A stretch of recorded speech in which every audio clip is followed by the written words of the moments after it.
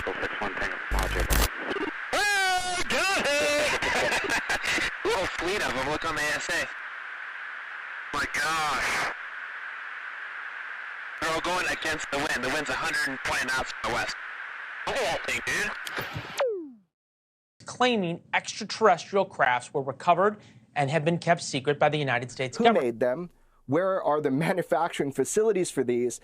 Where do they come from? Who's piloting them? And what do they want? And are aliens among us? Explanation for what this specific object is.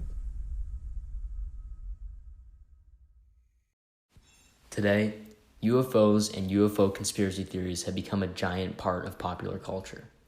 But in order to understand why they became such a big part of popular culture, we need to take you all the way back to 1947 and the first well-documented sighting of a UFO. On the 24th of June, 1947, Kenneth Arnold made UFO history.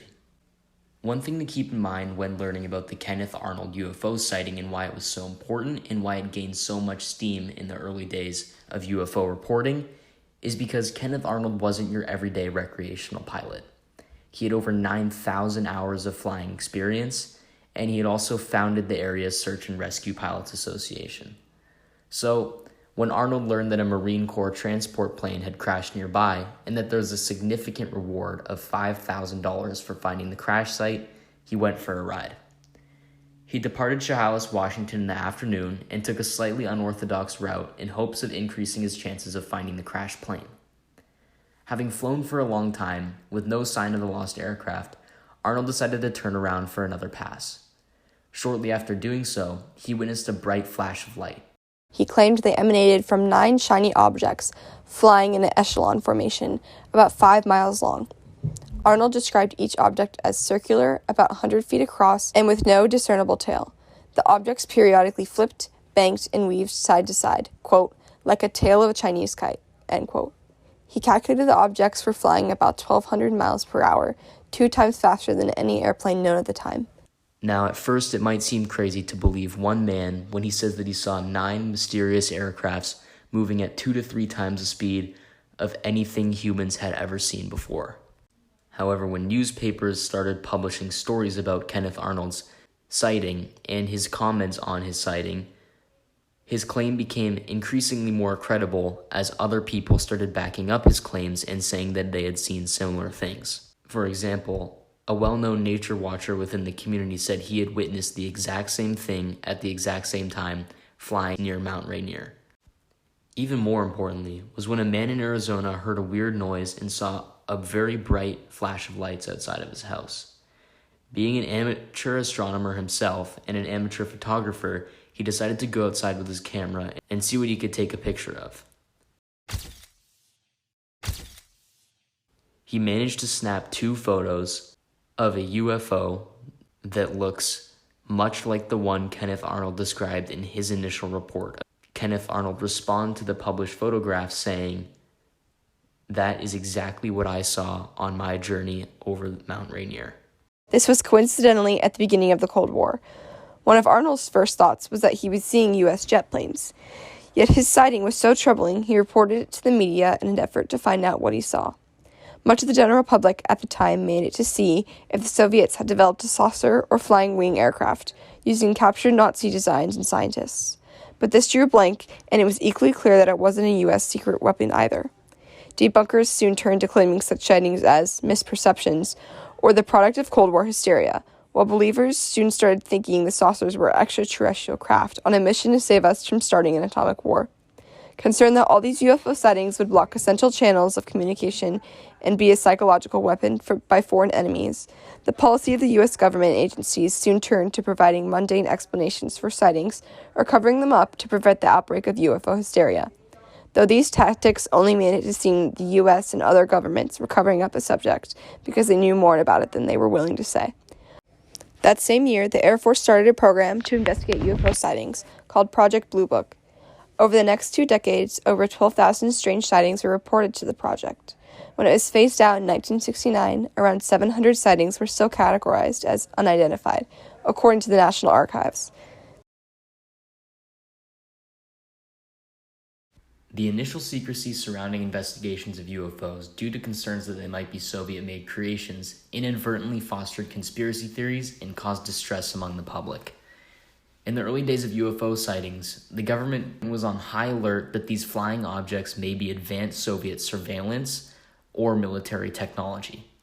Fearing potential national security threats, authorities chose to handle the matter discreetly. For example, efforts such as Project Blue Book or similar organizations that were founded at the time to track these reports and investigate these sightings used a system of intense confidentiality and lack of information and transparency. Because the government was so non-transparent and didn't provide the public with all the information, it created a big sense of unease and mistrust among the greater public.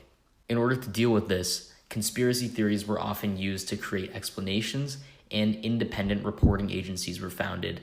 The largest of these independent UFO reporting organizations is the National UFO Reporting Center. This is an agency directed by a man named Peter B. Davenport, who we were fortunate enough to get in contact with, and he agreed to allow us to ask him a few questions about what he does for a living. My name is Peter B. Davenport. I'm the director of the National UFO Reporting Center. We record between 8,000 and 10,000 reports per year. That information will be preserved and made available to the public so people may know what's really going on, as opposed to what the government apparently wants them to think is going on. Something we were very eager to discuss with Director Davenport was his own personal encounter with a UFO when he was only 6 years old.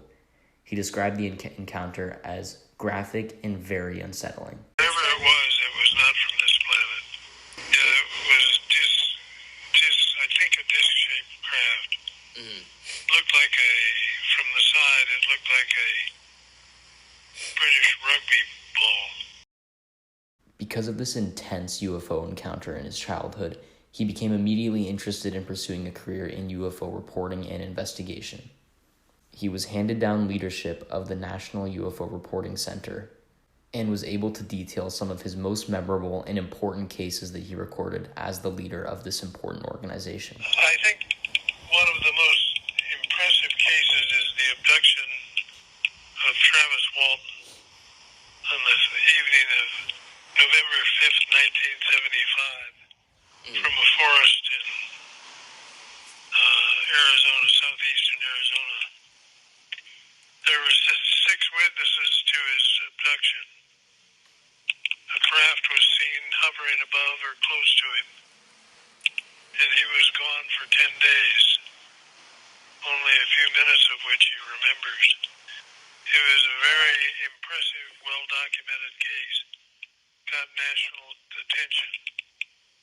I know Travis well, and he's very reliable, very truthful, I think. Davenport shared a few more important UFO facts as well. Most UFOs actually are triangular-shaped craft. They're not discs. I believe that the planet Earth is being visited routinely by these objects we've called flying saucers since 1947. Finally, to end the interview, Director Davenport shared his views on what he thinks the government may be hiding from the American people when it comes to evidence of UFOs. Much of this is very much in conjunction with existing conspiracy theories as well. My opinion is the government has been lying to the American people about UFOs since 1947, maybe earlier. I can't speak on behalf of the government. I don't know why.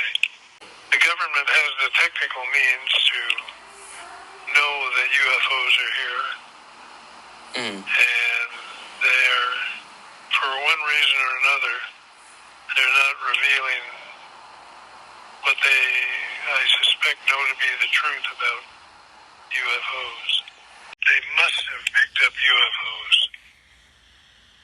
They must have detected them constantly, and they haven't released that data at all. In the little data they've released, they've focused on individual pilots. I strongly suspect the government knows fully well that we're being visited by UFOs. So to answer our essential question of how a UFO sighting in Washington by a recreational pilot contributed profoundly to a growth of a greater conspiracy culture in the United States, we have a few final remarks. Since the Kenneth Arnold case and the popularization of the term flying saucer, conspiracy culture in America has undergone a transformative shift. UFOs, a phenomenon that originated in Washington state, often referred to as the UFO capital of the world, have become a focal point for individuals to speculate about unexplained events. With the rise of internet algorithms leading conspiracy enthusiasts further down the rabbit hole, the situation has escalated in recent years. Some of the most extreme conspiracy theories include the belief that Democrats are running an underground child trafficking ring through pizza restaurants, that aliens have infiltrated and controlled the U.S. government, and that the January 6th insurrection was orchestrated by Democrats and Antifa to falsely incriminate Trump supporters. Amidst this context, it's important to consider the reliability of information and critically assess the validity of these theories. While individuals are entitled to their beliefs, it's essential to approach conspiracy theories with a balanced and skeptical mindset, acknowledging the lack of substantial evidence supporting them. As for Director Davenport's perspective on the U.S. government hiding UFO evidence, it is purely speculative and lacks concrete substantiation at this time.